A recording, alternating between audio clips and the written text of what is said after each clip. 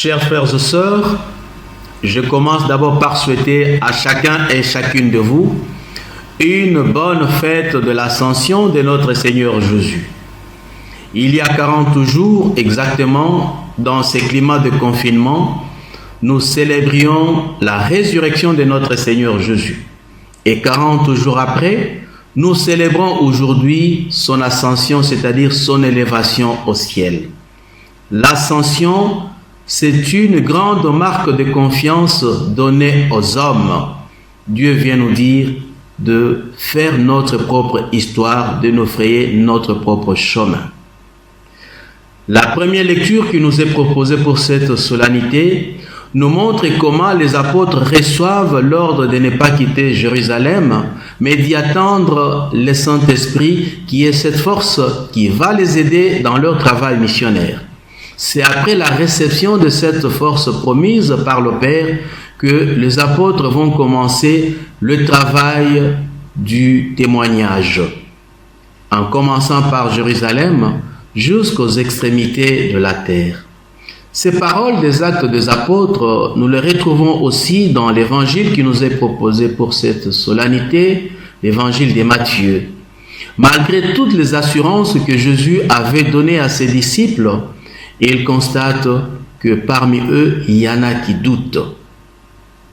C'est ainsi que Jésus vient les rassurer de nouveau qu'il a reçu de son Père une puissance qui l'a rendu maître du monde.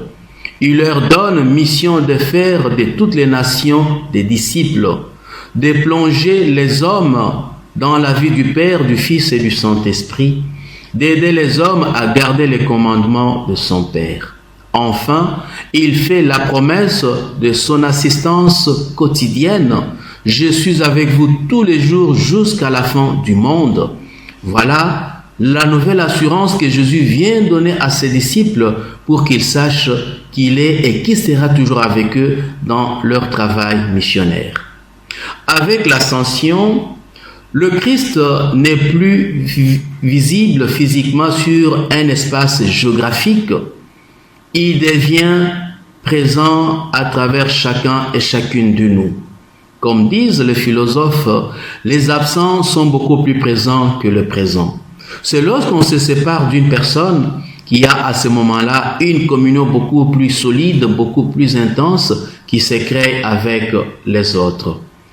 L'ascension, c'est un rappel de notre mission première qui est celle d'être des témoins du Christ. Ce témoignage doit commencer par des choses simples qui peuvent faire changer tout notre environnement. Un témoignage qui doit partir de notre petite Jérusalem. Et cette petite Jérusalem, je peux l'identifier ici à notre petite famille. Par exemple, à travers les parents, les enfants pourraient découvrir l'affection du Christ pour les enfants et son souci d'éducation des apôtres. Les parents qui se dépensent, qui se donnent pour que leurs enfants aient un langage spirituel, un langage intellectuel, c'est déjà une mission que les parents accomplissent à travers la petite Jérusalem familiale.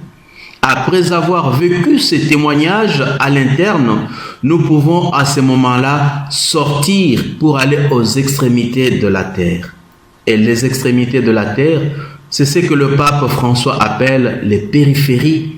Aller à la rencontre des autres, aller trouver les autres, aller partager avec les autres, comme nous l'avions vu dimanche dernier avec Philippe qui avait laissé le groupe des disciples pour aller en Samarie afin d'aller partager sa présence, la parole de Dieu avec ses frères et sœurs samaritains. Le Christ, en se retirant aujourd'hui, il a voulu nous donner l'occasion de faire notre propre histoire. Dieu ne viendra jamais faire notre histoire, mais c'est à chacun et chacune de nous frayer notre route, de faire notre propre histoire. Comme le dit Saint Augustin, Dieu nous a créés sans nous, mais il ne nous sauvera pas sans nous. Dieu ne viendra pas changer ce monde sans nous, mais pour qu'il arrive à changer ce monde, il a besoin de notre participation. Et notre monde d'aujourd'hui n'a pas besoin d'hommes et de femmes qui ne sont là que pour s'indigner, d'hommes et de femmes qui ne sont là que pour bouder. Mais notre monde a besoin des hommes et des femmes qui savent s'engager concrètement pour sa transformation. Il y en a qui s'engagent pour rechercher la justice. Il y en a qui s'engagent pour une charité agissante. C'est déjà une manière d'apporter sa quote-part pour la transformation de ce monde. Tout ce que l'homme fait pour élever l'autre, tout ce que l'homme fait pour aider l'autre à pouvoir rebondir dans la vie, c'est déjà une prise au sérieux de notre mission que nous avons reçue de Jésus après son départ de ce monde. Chers frères et sœurs, nous pouvons conclure en disant que l'ascension, c'est une marque de confiance de Jésus envers chacun et chacune de nous. On ne peut pas confier à quelqu'un une responsabilité quand on n'a pas confiance en lui. Et Jésus, en nous confiant ce monde, c'est pour dire qu'il compte sur chacun et chacune de nous pour que nous arrivions à pérenniser sa mission, c'est-à-dire à transformer ce monde.